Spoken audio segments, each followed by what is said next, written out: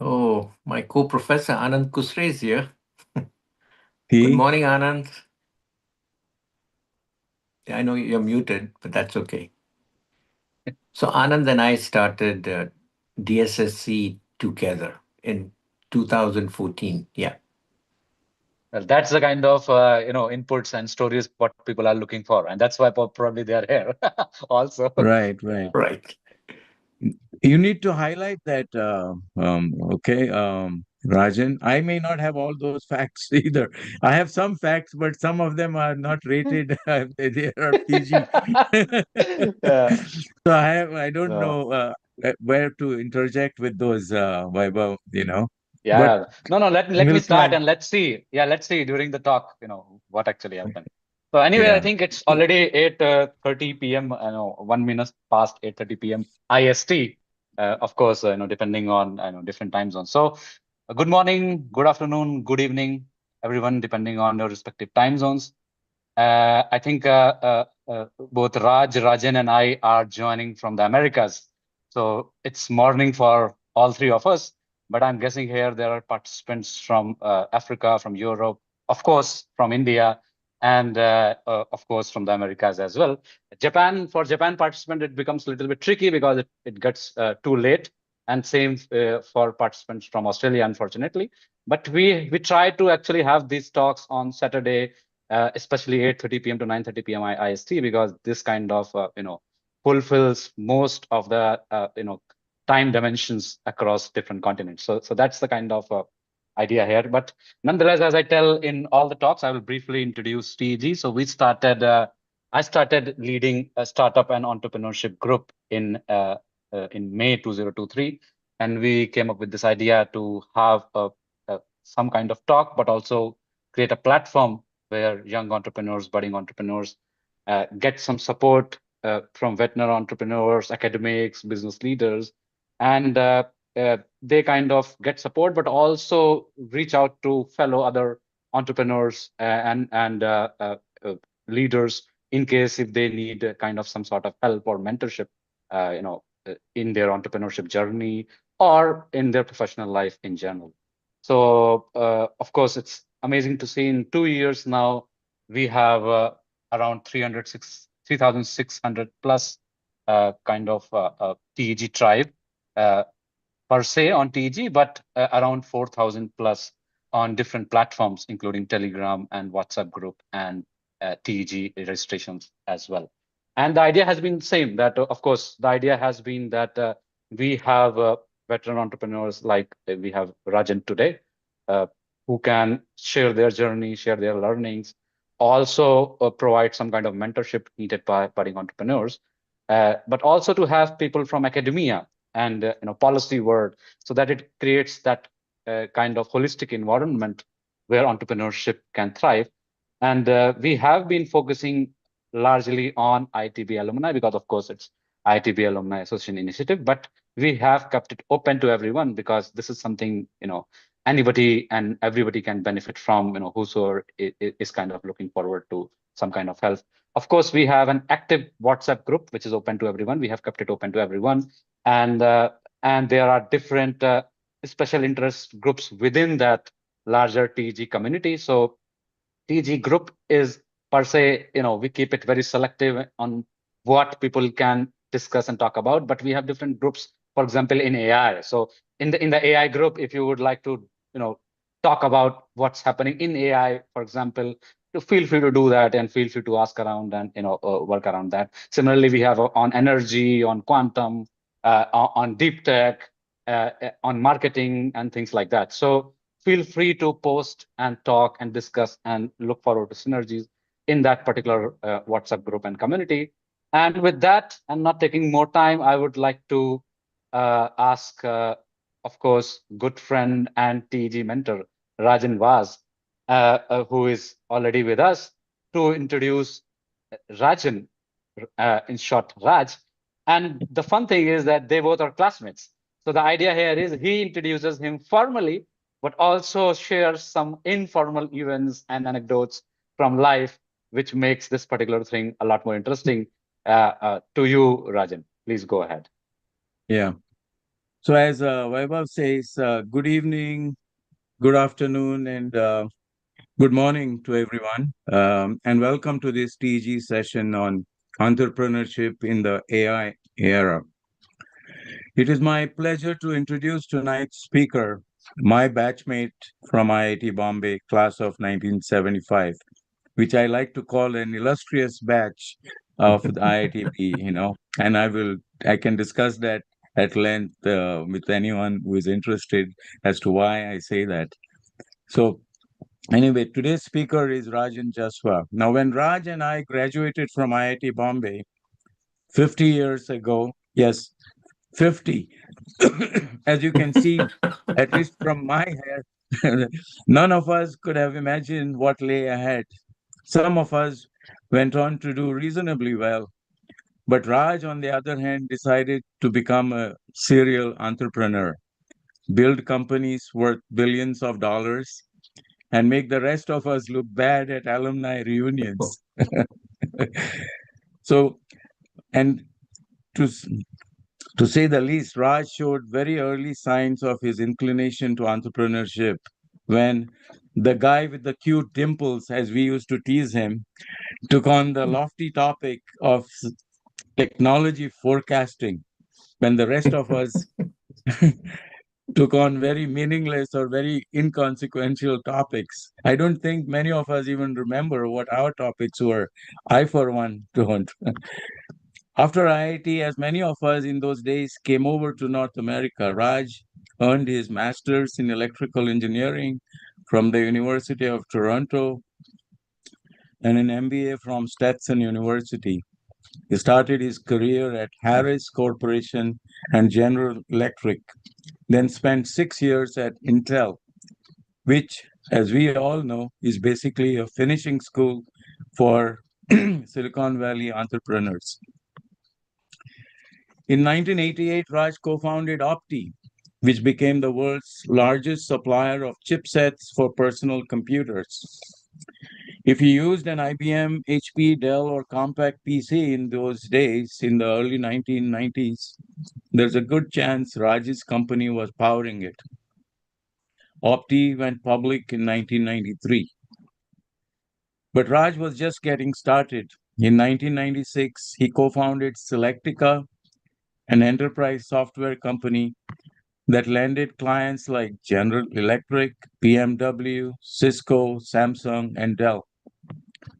Selectica went public in 2000 and achieved a peak market cap of $5 billion, making it one of the 10 most successful IPOs of that year. Quite an achievement there. The company made it to the Forbes 500, the Inc. 500, and several other lists that the rest of us can only dream about.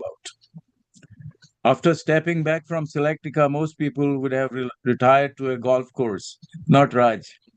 He volunteered full-time as president of Thai Silicon Valley from 2005 to 2008, the world's largest nonprofit dedicated to helping entrepreneurs. He continues to serve on Thai's global board of trustees. Then he became CEO of Dino, a live video streaming platform. And because that apparently wasn't enough, he now teaches entrepreneurship at our alma mater, the Desai Sethi School of Entrepreneurship at IIT Bombay, which is again founded by one of our other batchmates, Bharat Desai, and his wife, Nirja Sethi. He also teaches at IIT Gandhinagar. So tonight we have with us someone who has built billion-dollar companies, taken multiple startups public, mentored hundreds of entrepreneurs, and is now shaping the next generation of founders in India. His dealing with entrepreneurs has been very impactful. As a matter of fact, I am going to share with you a testimonial that one of his students sent him recently on the occasion of his birthday. I'll send it in the chat. It's a lengthy testimonial that they shared with him and he shared with us. Please join me in giving a warm welcome to our distinguished batchmate and alumni, Rajan Jaswa. Perfect. Yeah. Thank you, guys. Thank you, Rajan. Thank you, Professor Vaibhav. And I'm so happy to talk to, fellow alumni. We are all blessed people to have, had this amazing opportunity uh, to have 5 years, with each other at IIT before getting started on our, individualistic careers. And everyone has contributed, to their to the world. Anyway, so basically, like, I've been teaching entrepreneurship with Professor Anand Kusre, and we've got IIT Bombay's entrepreneurship teaching initiated in 2014. And I think about 3,000 students have gone through our gone through the material, the course, the teaching that we did. And and you know I suddenly found this year, when I was asked to teach a Zoom 8-week course, that all my entrepreneurship material, probably around 3,000 PowerPoint slides on just about anything and everything to do with entrepreneurship, was obsolete. And it just shocked me that all my material, all my academic material was obsolete. The only thing that was not obsolete was the stories that we tell our students during this entrepreneurship course. The stories were not obsolete, but all the PowerPoint slides, the messages, the teaching, everything was obsolete. And so when I was asked to teach this course, uh, I basically said, wow, guys, anything and everything that I'm going to teach, AI can teach you in 5 minutes and much better than I can ever teach.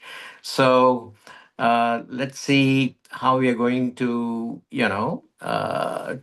talk about this entrepreneurship with this AI that has suddenly shown up. So then, like, I think it was probably my best class, best 8 week or what a class, because I was learning at the same time that the students were learning, and we were all kind of learning about what this AI is going to do to all of us. And the more I got into it, the more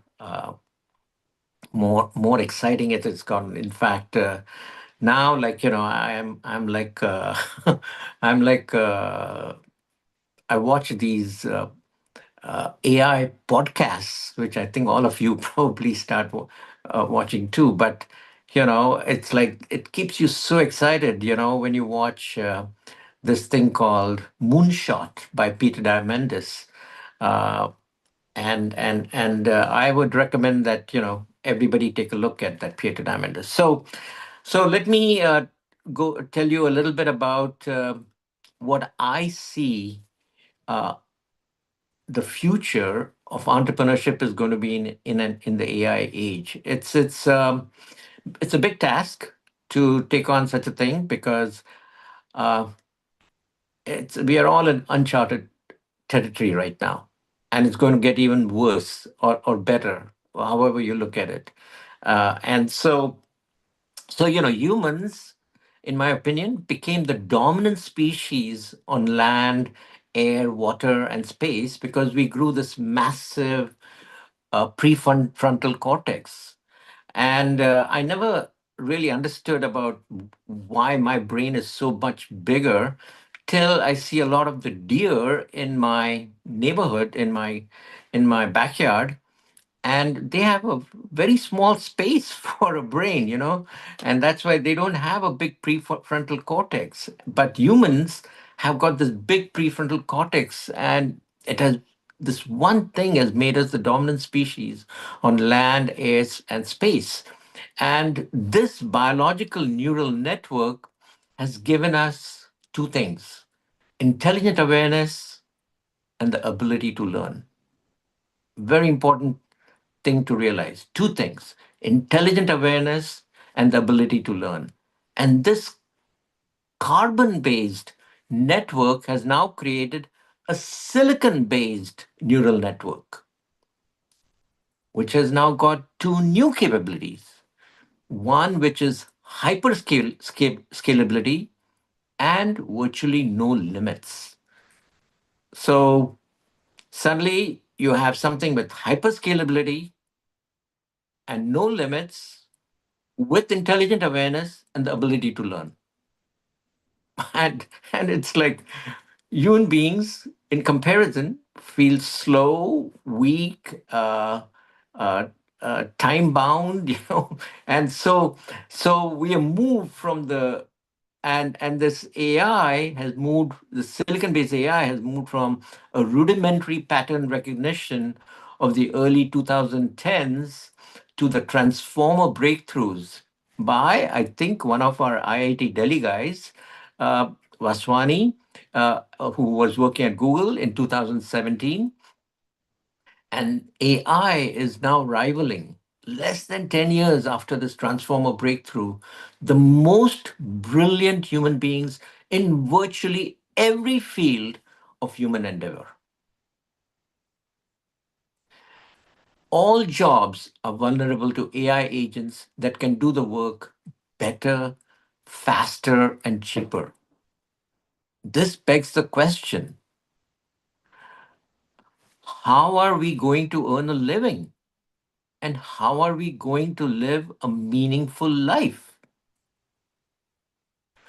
To answer that, let's look at how we got here. The earliest AI, about 60 years ago, consisted of rules engines.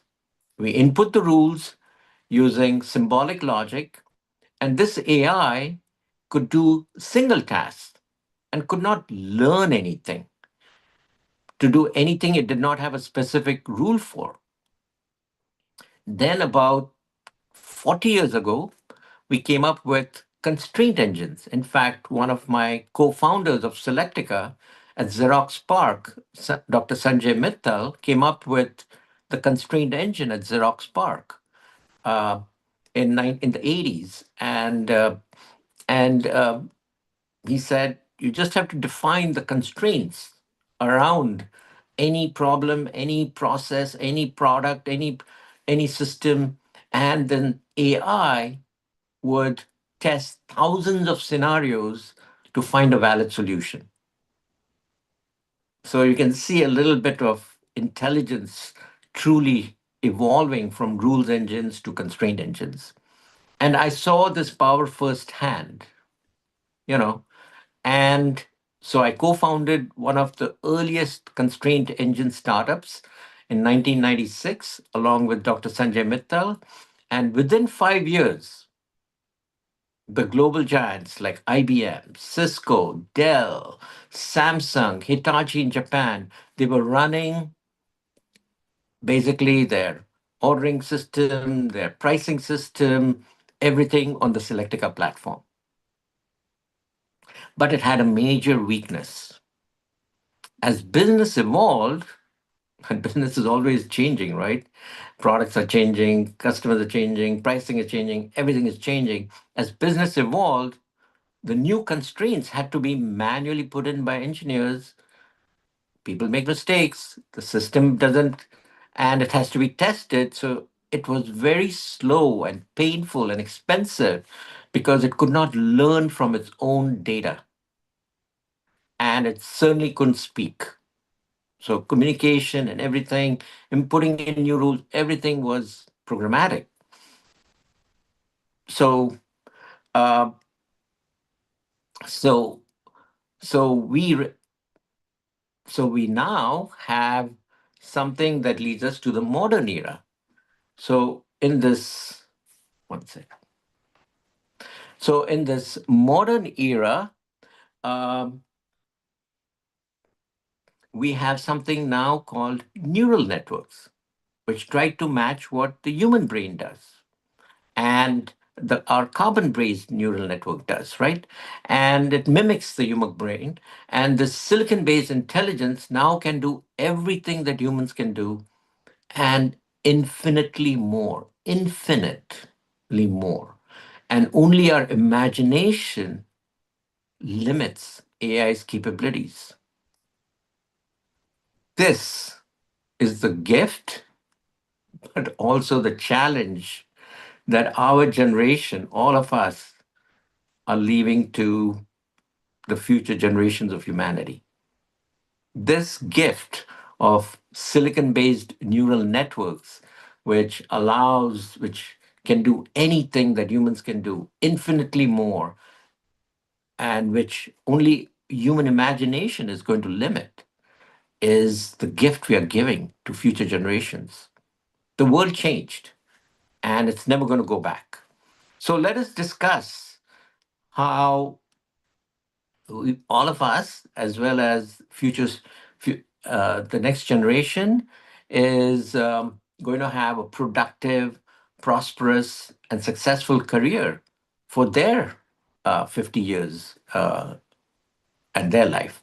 So, to do that, we have to ask, are there any lessons we can learn from the pre AI era?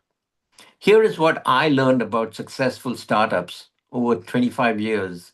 And frankly, the lessons came from dispelling myths. Myth number one was that money does not ensure success. The myth number one is that money ensures success, and the answer is no.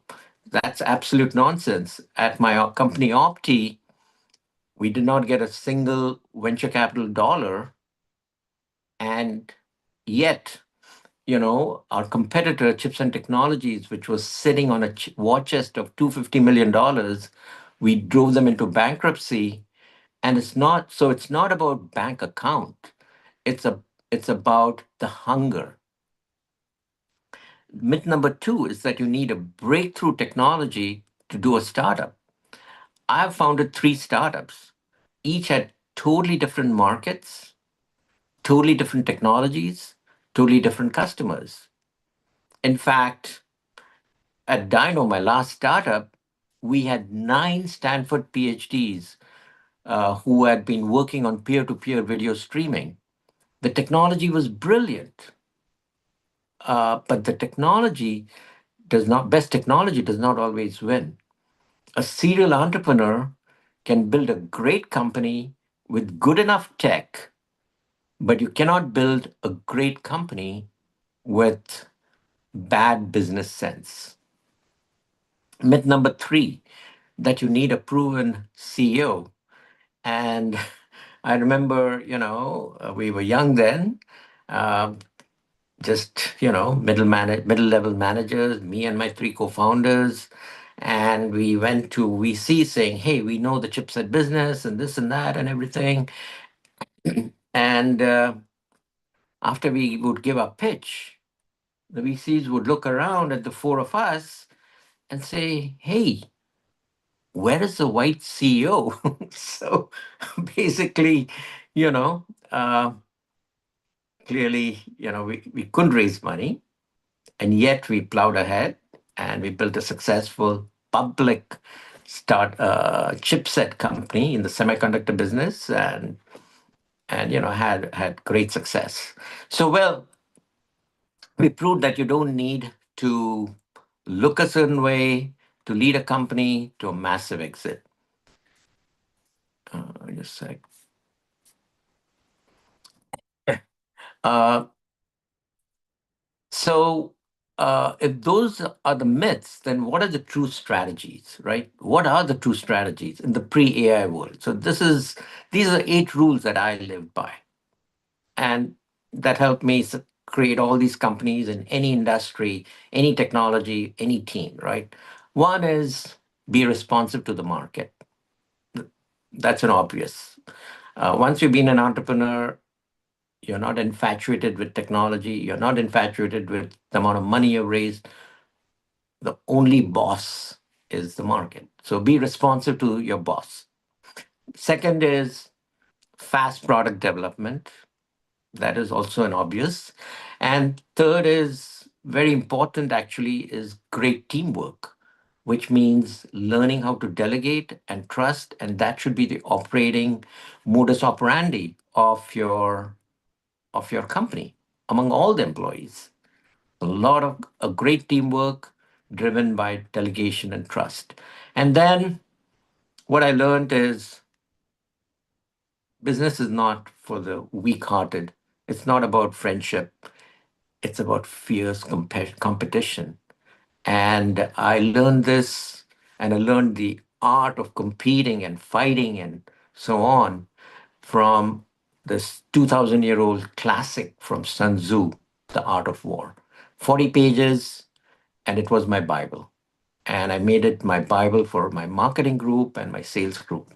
Um, Third is resilience. So then you can lose a battle, and you'll lose a lot of battles, but win the war. Um, the, and then finally, it's all about people. Business is all about people. So personalize your customer relationships. So every customer was a friend. It doesn't matter whether you're Japanese, Chinese, Finnish, Italian. Everybody was a friend to me. um, Seventh, I found was that be totally open and transparent. There are no secrets in my companies because can't keep track of all the secrets. We've got to run a business, so open and transparent. Everybody should know what's going on. And finally, the most important was world keeps on changing, business keeps on changing, technology keeps on changing. So learn and teach your team to learn. Now, I believe that these eight strategies are still relevant. But in the AI age, the intensity has changed. So I was looking at email I got from Ashu Garg, who's a partner at Foundation Capital, a good friend, and he outlined 8 principles specifically for AI first companies. So just let's see what it is. Number one, he says, as employees must act as owners, doing whatever is necessary to get the job done. Number two, the leaders have to, step into confrontation because because you must expect the best and tolerate zero excuses. Number three is automate your job as a CEO, which means that you yourself adopt AI and keep it adapting. You treat AI as your direct report so that you're continuously training this AI agent, your personal AI agent, in order to make you more successful. Then you flatten the organization, the leaner and more blended, where every engineers know what who the customers are, and sales knows who quality assurance is, and so everybody is doing the job but is multifunctional. And this is what's required for a team to adapt to the speed at which everything is going. And now it's about PowerPoint prototypes over PowerPoints. Previously, we did PowerPoints when to convey an idea. Now we do a prototype to convey an idea, and you really learn about the product by playing with it. That is the beauty of AI. And above all, and you build systems where the machine builds the machine. That is what AI has unleashed. Machine, you have to build a machine that is going to build the machine. And then finally, the learning velocity has just changed. Every day, AI is becoming, you know, twice as good as it was yesterday, right? And it's like massive.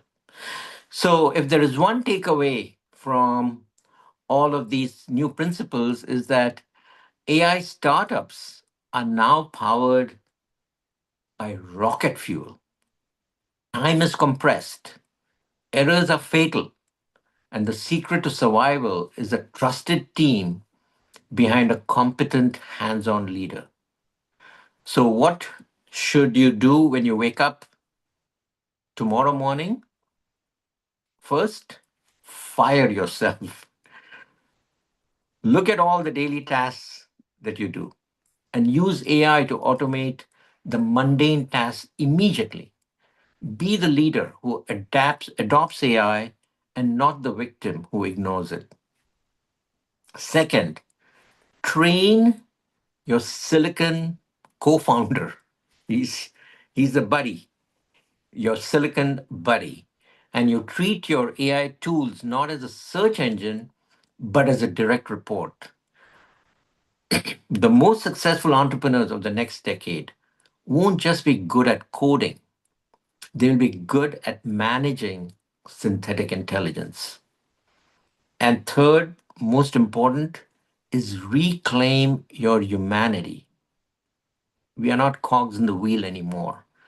AI provides us with the speed, the data, and the scalability, but it does not have a heart. It does not have intuition. And so our job is no longer to process information. Our job is to provide judgment, empathy, and the vision that directs that rocket fuel. We started by asking you how you will earn a living when machines are smarter than us. The answer is simple. You won't get paid for what you know anymore because AI knows it all. You will get paid for what you create. The carbon based neural network, your brain, has one advantage that silicon will never have: the desire to build a better future. So the world is waiting to see what all of us build. Thank you. And this is what I'm seeing ahead of us. And here's a game plan. All Rajan, right. if you have Thanks. any Thanks. questions or something, or No. anybody else, yeah. Yeah, I think we will be taking a couple of questions. And I see there are a few questions in the chat. If anyone else has any questions for the speaker, you can put in the chat. And of course, it was a fantastic kind of a journey. You did not cover a lot of journey, so maybe I think a lot of the questions will be on your journey itself. But also, I think the future that you are foreseeing possibly, in AI entrepreneurship. Now, there is one question, as I was saying, there is one question already from Ramakrishnan. He's asking, when you graduated from IIT, did you know that you will be an entrepreneur?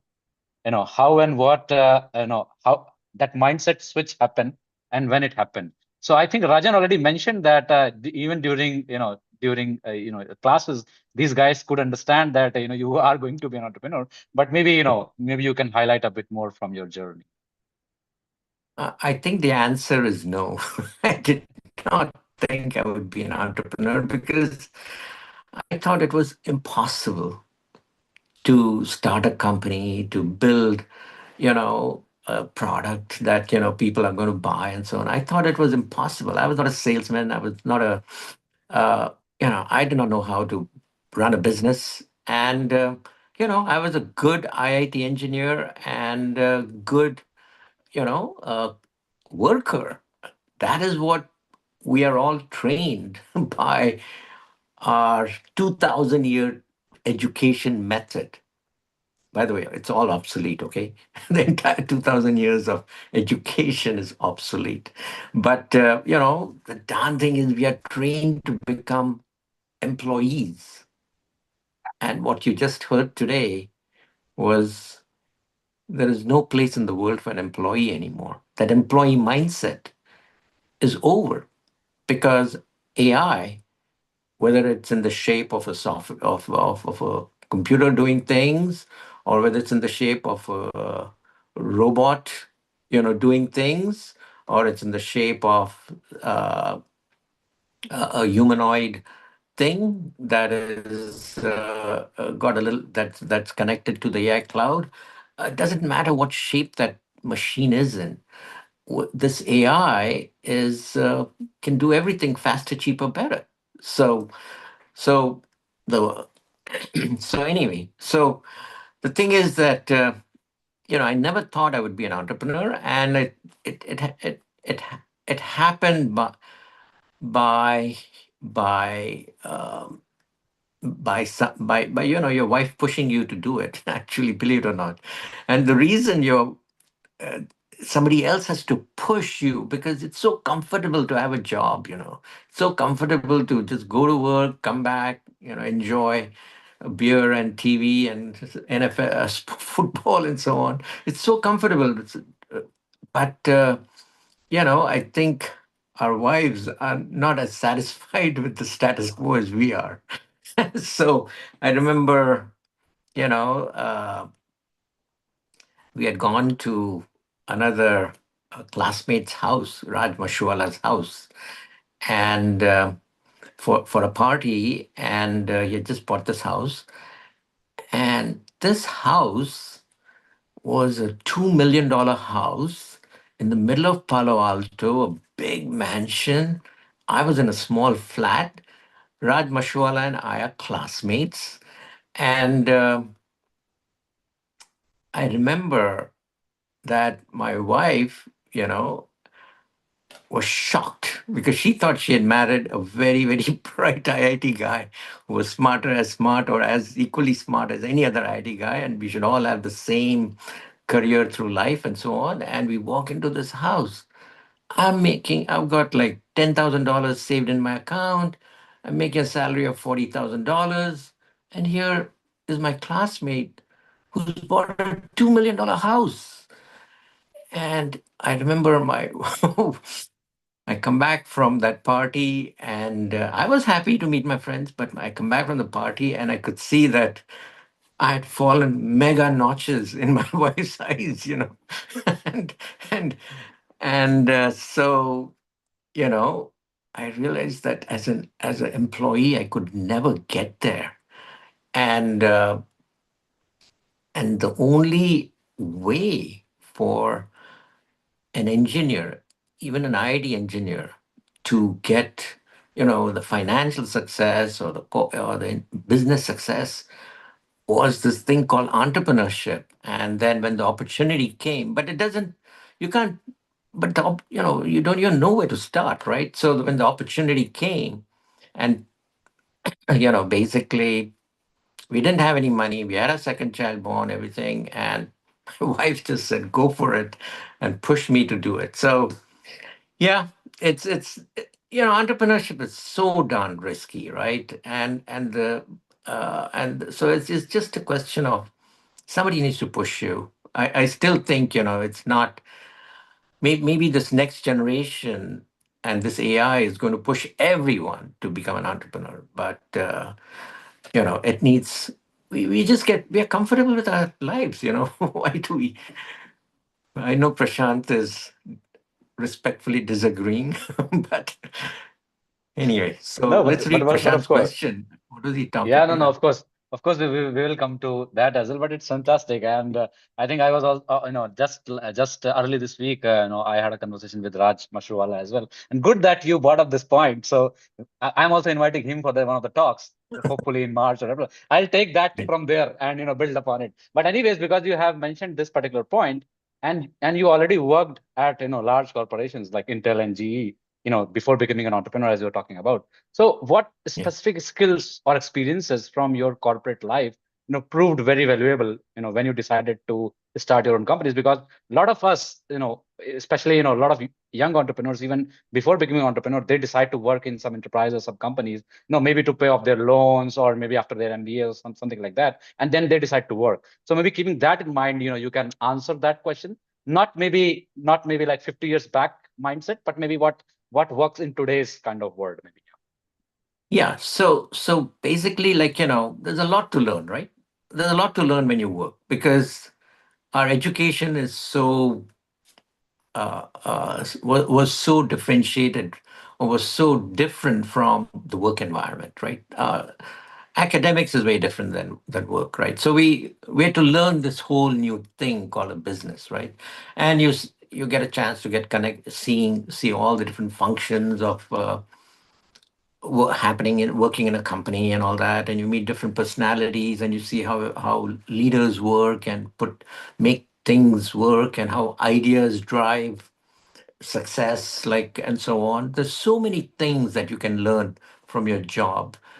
uh, but now everything has changed, right? So, and I think if there's one thing that education needs to do from high school onwards, is teach everyone to be creative and be comfortable, you know, managing your servant, which is AI, and making your servant your best partner and your co-founder, right? So that skill and capability is what needs to be taught, because this guy, this genie, AI genie, can get you anything you want, and it doesn't matter what age you are, but it can understand you and it can get you what you want at this point. No matter, it understands your brain, it understands your understanding, it understands everything. And so, how many people thought that my speech was written by AI? So, the answer is that, uh, I wrote the speech myself, and then I gave it to Gemini. I said, here is the speech I'm planning to give, or talk I'm planning to give. This is the topic. And what do you think of it? And, Gemini has gotten to know me pretty well, because it knows my diet, it knows my exercise, it knows my my investments, it knows my issues, it knows everything, and it has figured out my persona to some extent, and it's going to get better, because I started sharing with this new friend of mine, Gemini, only about 1 month ago, when Gemini 3.0 came, and I started playing around with it. And I said, "Oh my God, this will be a great thing." And every time I would ask a question, it would surprise me with something that was better than what I thought was possible. So, so basically, like, I fed it to Gemini, and it did not change much, but it added, the key touches and key words and key everything that made it flow and made it into, in my opinion, a pretty good speech. Because I don't think I could have ever written a speech like this. But you know, that's what these AI partners of yours does, right? And but this is just limited. I mean, it can actually help you create a amazing company, right? So, and I'll talk about that, soon, about how AI is already helping some of my students create great companies. Thanks, Raj. And of course, you mentioned about starting early in your education, and I think we invited Hemant Kanakia, and he has been working on Tinker Lab and Maker Bhavan Foundation and all. And Yeah. of course, we got to know from him how starting early is helpful and how these guys are playing a role in that. But of course, as a professor of AI and innovation, we have also, I've been training people with AI, using AI, especially entrepreneurs. We have specific programs also for entrepreneurs on this particular front. But I understand that you are much more bullish than even professors of AI about AI, and know what the capabilities of AI have, because usually, from entrepreneurs, or from people who have been entrepreneurs, we don't hear it that much. That I'm getting it from you, and that's why I think that you particularly decided to speak about future of entrepreneurship in the AI age. So keeping that in mind, there is another question, which is on the other side. Maybe I'm not sure how much AI will help with that. So Aubrey is asking, how should we train and build a young team? Young team being Gen Z for now. especially for resilience in preparation for potential future obstacle, challenges, problems, because Gen Z and Gen Z mindset and how they work is pretty different from what millennials and other generations have been doing. So I guess his question is in that direction, and he would like to know more from you, given the fact that you have been mentors and you have been teaching as a professor to a lot of these Gen Z students as well. Yeah.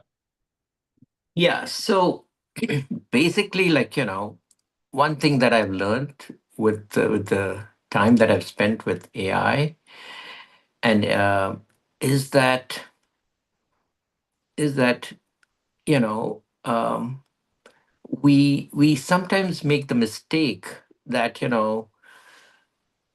we have to lead our employees along, and teach them everything. You know, we have to define the guardrails. We have to define the teaching. We have to define everything. So we say, hey, we've got 20 years experience, 50 years experience, whatever, and we are going to teach the next generation everything. And that's the attitude that we have taken, and our predecessors have taken, and have gone on for this guru shishya mentality has gone on for 2000 years, guys, where the guy with experience tries to teach and shape the next generation. And now this sucker AI comes along.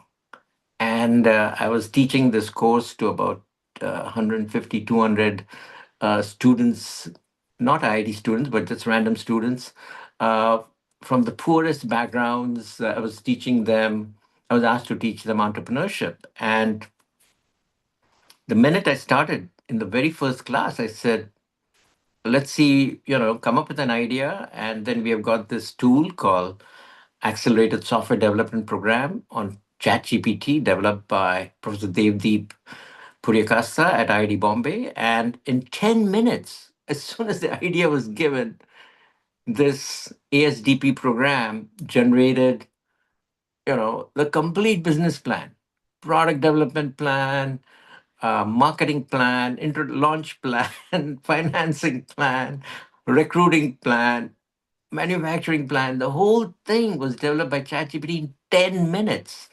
Everything that any entrepreneurship professor can teach, this ASTP program on ChatGPT can do probably a better job in 10 minutes. You know, that's when, the light bulbs went flashed in front of me and said, my God, this is true not just for entrepreneurship. This can do for every field: biology, astronomy, mathematics, physics, chemistry, doesn't matter what. AI can do that in 10 minutes for every field, right? So I said, okay, I've got 8 more classes, 90 minutes each. What am I going to teach? In 10 minutes, I already finished all my teaching material. So I said, what am I going to teach these kids? And what are they going to do in entrepreneurship? And so the nice thing in Silicon Valley is that there are entrepreneurs who have already adopted AI and are jumping, you know, developing anything and everything around the AI. So I found an entrepreneur who had developed an MVP in 3 days by himself. In 3 more days, he found his first customer and started generating revenue. And he's a serial entrepreneur who came up with this idea. And I said, hey, he was a Romanian guy that does yoga with me. I brought him in. I said, can you tell my class what AI can do in terms of product development? And he showed his demo of his product, and he talked about his journey. And it's just his company is like 6 weeks old, and he's got a business. So, you know, I just I said my job in my class, entrepreneurship class, is not to teach, but to open the eyes of the students as to how AI is changing every darned aspect of the entrepreneur's journey. So I brought in marketing people working at Carvana. And he's again Raj Mashruwala's nephew. and and I just randomly met him at Raj Mashruwala's place because he's also my HR manager's son, actually, from Selectica Pune. So lots of connections, and we met for lunch, and this guy started telling me that he's a director at Carvana for the last 4 5 years, and basically the whole job has changed in the last few months. He says, now I just basically come up with a brilliant marketing idea. I feed it to AI. It tells me what to do and tells me the pros and cons, does a full financial analysis and develops a plan. And I just run it by. I ask a few approval cycles. And one day I launched my new idea. And he said that previously this would have taken 3 months by the time, everything was done. And this guy actually showed to the students, his entire desktop screen, which had RAG databases, which had Claude, Anthropic, which had ChatGPT, which had all these different platforms. And he showed how he would come up with an idea and boom, he'll feed it in, and Claude will do this. His private databases of Carvana would do this, and this was everything happening in front of your eyes instantly. And I said, this is going to be how marketing is done, guys. Then I brought in another guy who was who's started a sales acceleration company called Data Book. And this guy, everybody is connected. This guy happens to be my nephew. And he started this company in Palo Alto, and it's now worth like $500 million or something. And basically, every salesman, before they go into a customer, essentially asks AI to prep them up with the right PPT, with the right questions, with the right everything. And he showed how that is done, And so the point is that every aspect of the entrepreneur's journey is now completely changed.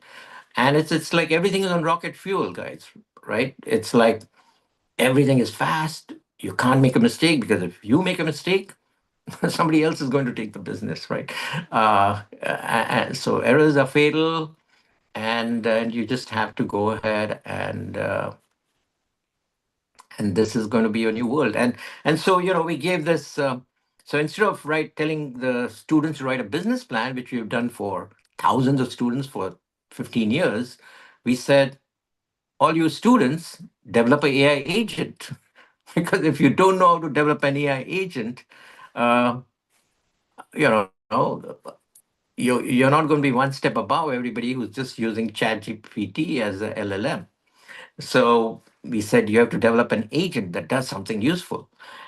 And my expectations were pretty low, actually. I thought in 3 4 days, what kind of agents are the students going to develop, and so on. But we all gave them a subscription to some of the AI platforms like Lemon Labs and so on.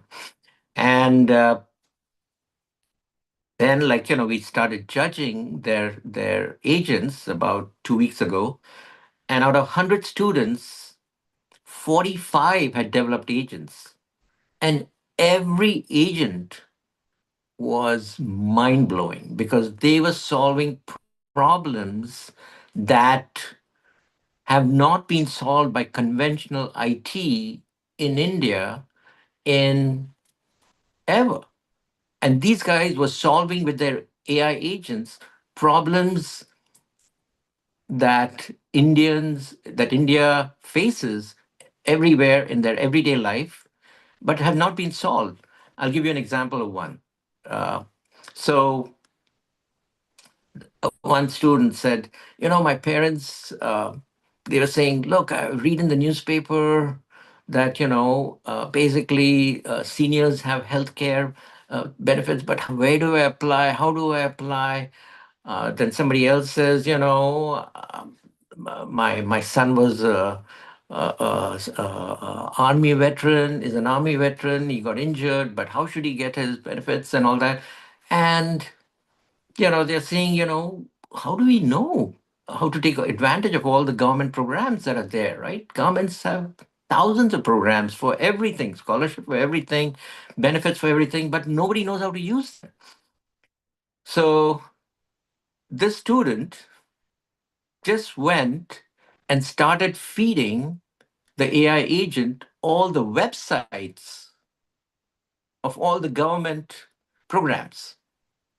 And then in Hindi, Tamil, Marathi, whatever language you want, he asked his parents to start asking questions. And the thing started giving answers instantly in Tamil, Hindi, Marathi about what to do next. What is the limitations? Abhi kya karne ka hai? Ye karo, isko apply karo, ye karo, ye form bharo. All that stuff. This AI agent would go through the government websites, get the answer, and translate into their native language and speak with them. And, you know, no programming could have ever done this, right?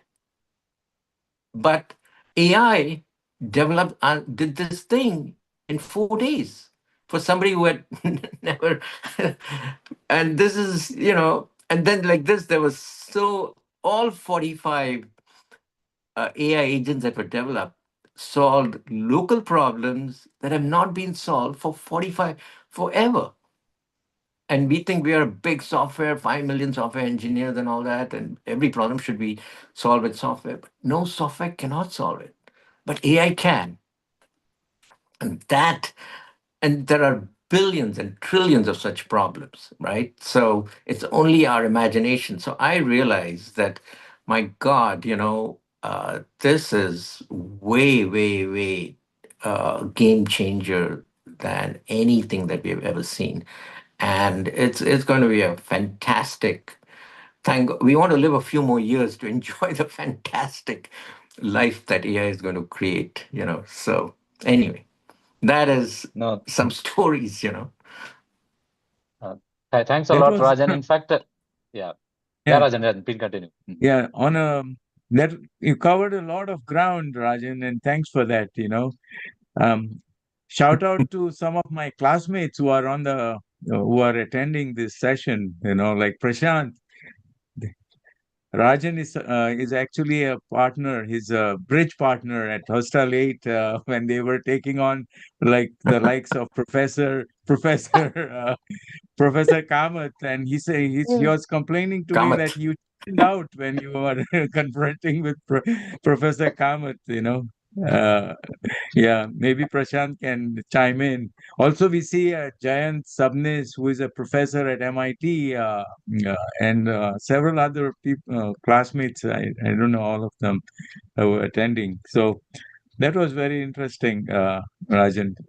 Over to you, Vaibhav, Professor Vaibhav. Yeah, well, I think most of the speakers have been Hostel 8 because of this connection, Bharat and everyone, Hemant. And I think future speakers will also be from Hostel 8. By the way, here I am, Hostel 8, room number 12. So, Oh, so, God. so, so we are always like, 100% Hostel 8 is like on the top. Although things have changed, but nonetheless, of course, it was fantastic, Raj. And, I see time is a little less. So I would like to give kind of a small heads up. We are kind of in the ending phase. There are a lot more questions, a lot more was planned, and I wanted to ask as well. But in as far as executive education programs for ITBAs to be considered, I started leading it last year, and we introduced Gen AI for executives Mm. in early 2024, where we have specific modules. For example, Gen AI for marketing, Gen AI for decision making. For example, you're talking about how Gen AI can help us think and ideate and all those things. We started with that in 2024. Then we moved this year. I introduced a program on agentic AI. And in fact, Rajan was there as a Mhm. participant as well, where we discussed how we can build those agents and stuff like that.